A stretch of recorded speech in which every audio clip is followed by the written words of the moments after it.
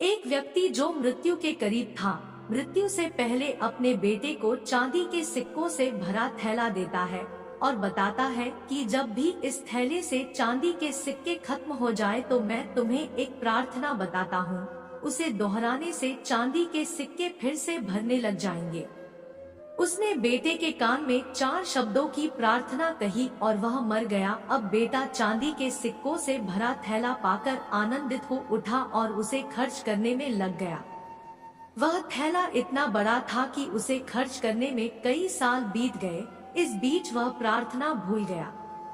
जब थैला खत्म होने को आया तब उसे याद आया कि अरे वह 4 शब्दों की प्रार्थना क्या थी। उसने बहुत याद किया, उसे याद ही नहीं आया। अब वह लोगों से पूछने लगा। पहले पड़ोसी से पूछता है कि ऐसी कोई प्रार्थना तुम जानते हो क्या जिसमें 4 शब्द है।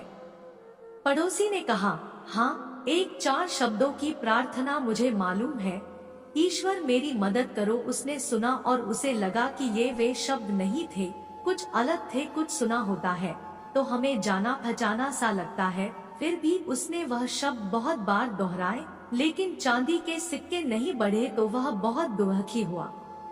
फिर एक ब्राह्मण से मिला। उन्होंने बताया कि ईश्वर तुम महान हो, ये 4 शब्दों की प्रार्थना हो सकती है, मगर इसके दोहराने से भी थैला नहीं भरा। वह एक धनिक से मिला। उसने कहा, ईश्वर मुझे धन दो। यह प्रार्थना भी कारगर साबित नहीं हुई। वह बहुत उदास हुआ। उसने सभी से मिलकर देखा मगर उसे वह प्रार्थना नहीं मिली जो पिताजी ने बताई थी।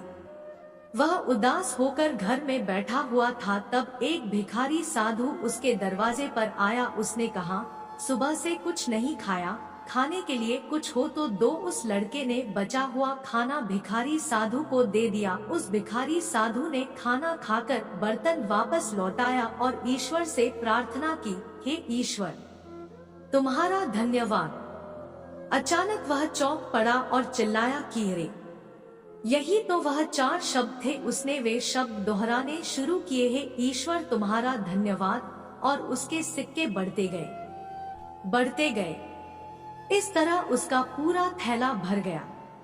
इससे समझे कि जब उसने किसी की मदद की तब उसे वह मंत्र फिर से मिल गया है, ईश्वर तुम्हारा धन्यवाद। यही उच्च प्रार्थना है, क्योंकि जिस चीज के प्रति हम धन्यवाद देते हैं वह चीज बढ़ती है।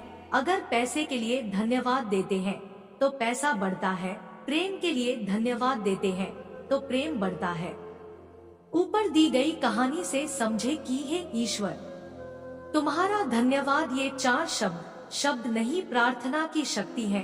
अगर यह 4 शब्द दोहराना किसी के लिए कठिन है तो इसे 3 शब्दों में कह सकते हैं, ईश्वर तुम्हारा धन्यवाद। ये 3 शब्द भी ज्यादा लग रहे हो तो 2 शब्द कहें, ईश्वर धन्यवाद, और 2 शब्द भी ज्यादा लग रहे हो तो सिर्फ एक ही शब्द कह सकते हैं, धन्यवाद।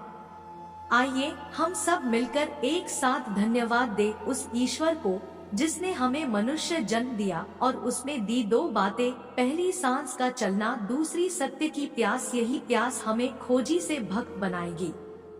भक्ति और प्रार्थना से होगा आनंद, परम आनंद, तेज आनंद।